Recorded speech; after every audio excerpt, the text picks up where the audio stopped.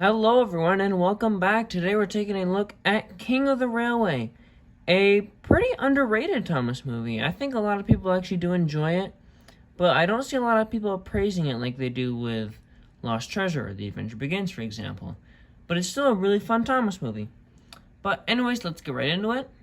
So this was released September 17th of 2013 on DVD and Blu-ray, and we're kind of bringing back the trend from Day of the Diesels. I don't have a regular DVD version of this. I've actually never seen a DVD-only version in my life. I have seen A Day of the Diesels, but not King of the Railway. But I did get the Blu-ray in the lot that I got the Blue Mountain Mystery Blu-ray in, and the Tale of the Brave Blu-ray that we'll look at next week. So let's stop procrastinating and take a look at the Blu-ray. So this is virtually what the DVD looks like. It's just a bit squashed, like I said in previous episodes. There we got Blu-ray plus DVD combo pack. Now I'm not sure, before we go into it, I'm not sure if Universal has reprinted this. I think they have, but I don't remember. Also, fun fact about the distributors. This is Lionsgate's last Thomas movie that they're going to put out.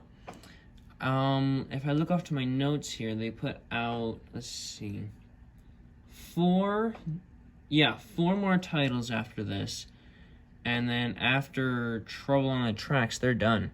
Like, they got 4 more releases, and then it's bye-bye Lionsgate. So, we got feature-length movie right up there. I'm sure on the slipcover it said all-new movie, but mine doesn't have a slipcover. That's okay, though. Thomas and Friends, King of the Railway, the movie. I love that logo. It looks really nice. I love the little crown up there. That's pretty cool.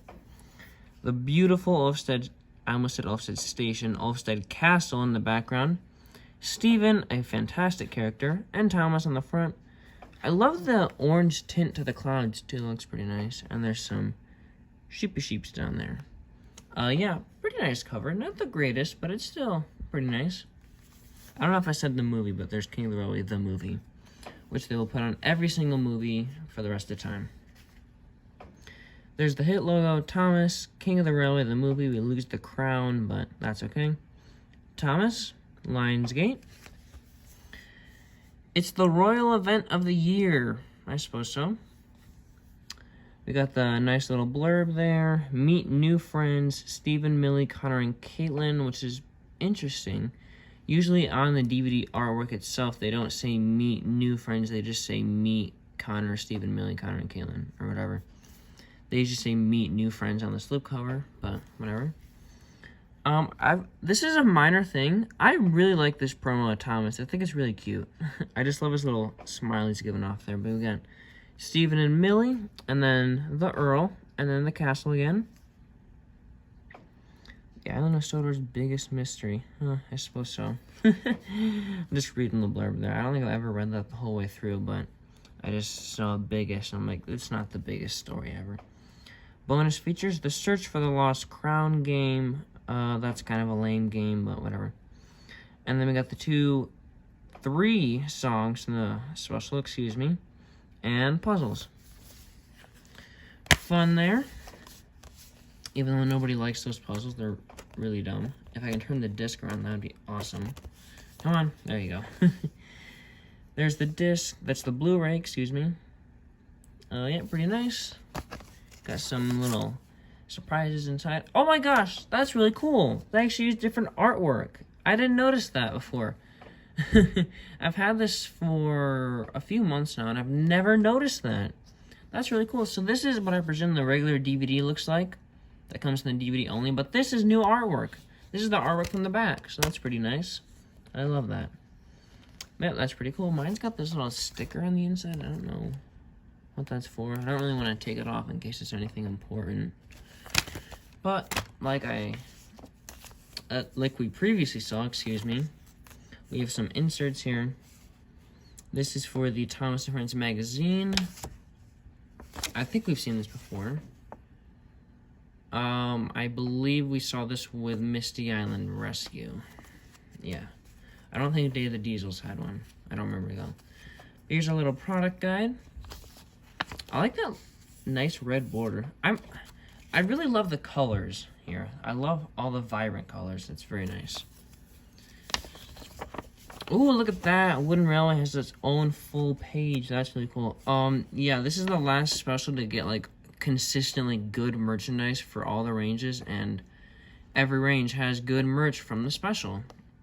Tale the Brave didn't really have good merch, and neither did Lost Treasure or The Great Race, but King of the Railway's merchandise stayed consistently good. Continue the adventure with King of the Railway toys. Oh, there we go.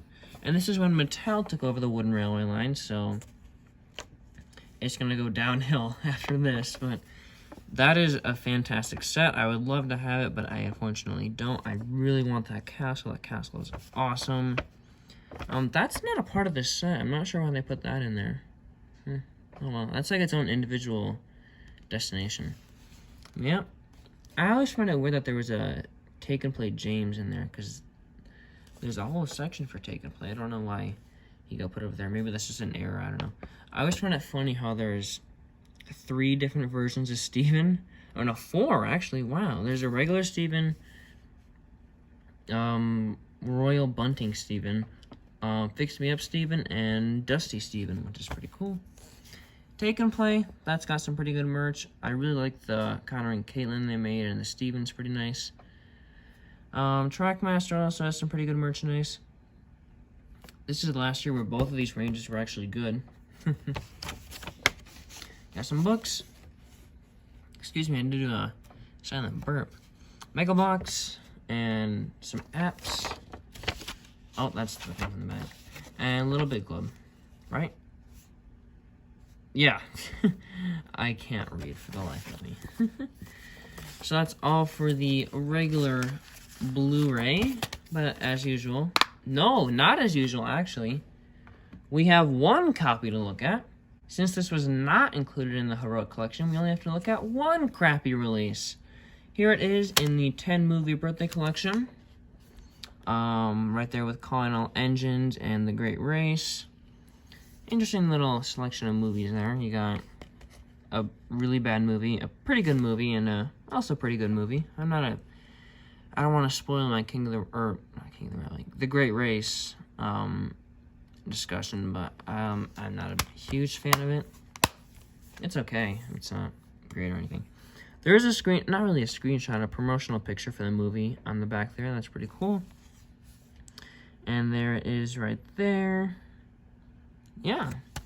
That's really going to be all for the physical copies of King of the Railway. Now, I'm going to try and keep this episode a bit shorter than usual. We're almost at 10 minutes, so I'm going to try and keep it around 10 minutes.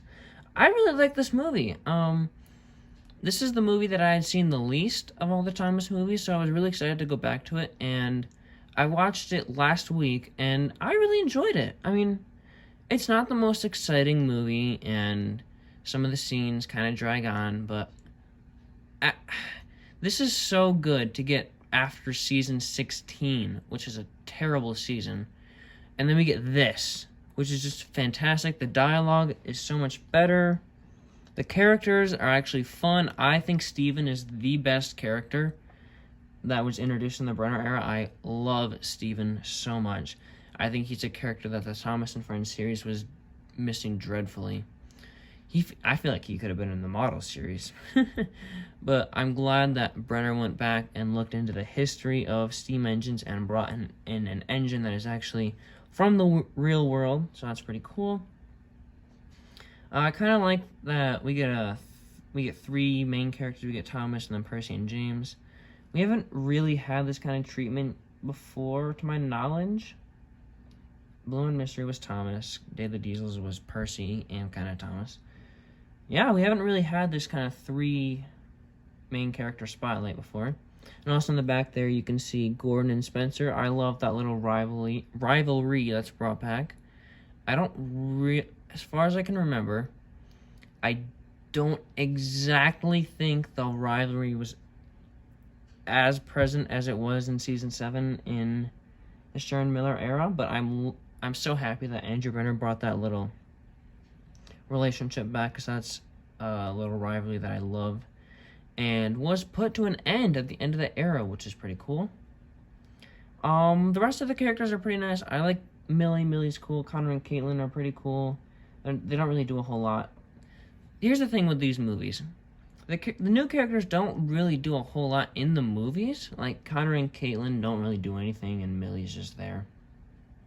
But they get episodes in Season 17 and the seasons after the specials.